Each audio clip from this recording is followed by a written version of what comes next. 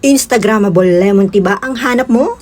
Ay arimande. Ay dito po sa Linli. Tama ba ang pagkakabigkas ko? Si paring Dak talaga ang nagdala. From exit A2 pa rin po ng Yaumati MTR station. Paglabas natin, diretso ang lakad at kakaliwa. Ayan, tawid po tayo dyan at mapapansin sa kabilang side ang popcorn. Dyan tayo dadaan sa gilid sa iskinita pa rin. Baybayin nga po ang place na yan. Ang dami ko na nga nagawang guide dyan mga lodi ko. Sa dami nga po ng mga shop dito sa Mongkok ay tuwang-tuwa ang inyong kungiyan sa pagbibidyo. Ayan, pagdating po natin dyan kakana naman tayo. Diretso ang lakad. Sa harap nga po ng Lungpong Mall, dyan tayo tatawid. Sobrang crowded nga po dito sa Mongkok. Kita nyo naman ang dami laging tao. Baybayin nga po natin ang place na yan. Sa kabilang gilid, nandyan po ang mga street foods. Maaamoy nyo yan. Kaya nga din po, napakaraming tao dahil ang daming bumibili. Lakad pa po at malalampasan natin ang K-Circle at si Paring Torx. Lakad pa po at sasapitin naman natin ang Broadway, ang bilihan ng mga gadgets at kung ano-ano. Tawid naman po tayo dyan. At dito nga po, kakanan tayo, lakad ng konti. At nandito na nga po tayo sa Linli. Welcome! Ang Instagrammable na lemon tea.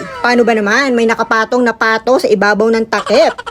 Ayan, ang cute. Yung malaking size nga po, 48 Hong Kong dollars. At yung isang size is 30 Hong Kong dollars. Ang pricey po. Well, just sharing mga lodi ko. Thank you so much.